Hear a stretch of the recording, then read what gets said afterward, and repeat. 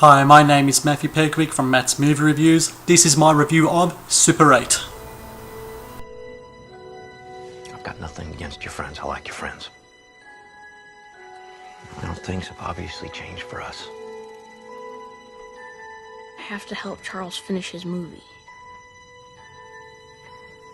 Be good for you to spend some time with kids who don't run around with cameras and monster makeup. Could you close your eyes, please? Yeah. And action! George, watch out!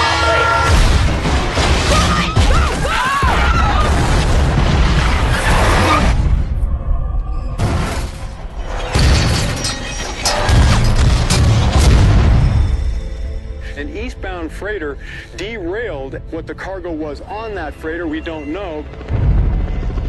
I can't tell anyone. There has been a lot of mystery surrounding J.J. Abrams' latest venture, Super 8, and I'm glad to say that this movie lives up to the hype, not only as a sci-fi thriller, but as a love letter to the adventure of youth and a tribute to the early films of Steven Spielberg. Now, as TV producer and a filmmaker, Abrams, who is responsible for the TV series Lost and the man who directed the Star Trek reboot, has already created an industry unto himself, and Super 8 is set to state his case further as a future king of quality blockbuster cinema, with Super 8's mix of domestic drama and action spectacle the perfect concoction for this blockbuster season. Now, the film is set in the late 1970s and focuses on young Joe Lamb, here played by first-time actor Joel Courtney. Joe, along with his mates, are creating a science fiction movie, so one night they take their Super 8 camera down to the local train station for some production value night shoots. Now, what follows is that money shot that we've seen in all the trailers and clips of a train derailing, carriages flying up in the air and dropping down like bombs on our young heroes who are scrambling for safety. Now, out of the wreckage escapes this thing that's strange and powerful, and as soon as rampages through the little town which these kids belong to, causing panic and bringing in the military whose intentions are less than suspect. And what Abrams does wisely, he evokes Jaws. He doesn't show his monster too early into the proceedings, and he relies on the fierce brutality and the strength of the monster to speak for itself. Now, that being said, this isn't a monster movie. Rather, it is a human movie which just happens to have a monster in it. Relationships are the film's strength. There's the relationship between Joe and his dad, who's recently been widowed, played by Kyle Chandler.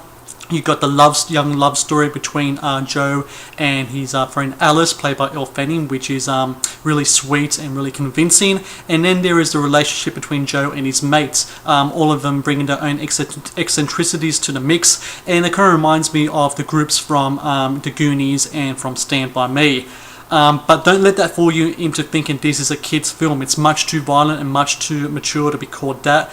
But what Super 8 represents is a time in cinema when films were full of spirit and adventure and classy novelty that were worth seeing at the cinema with family and friends for company. Now, a lot of cinema purists look down at the golden age of summer blockbusters, which in my opinion started from 1975 in Jaws and ended in 1985 with Back to the Future.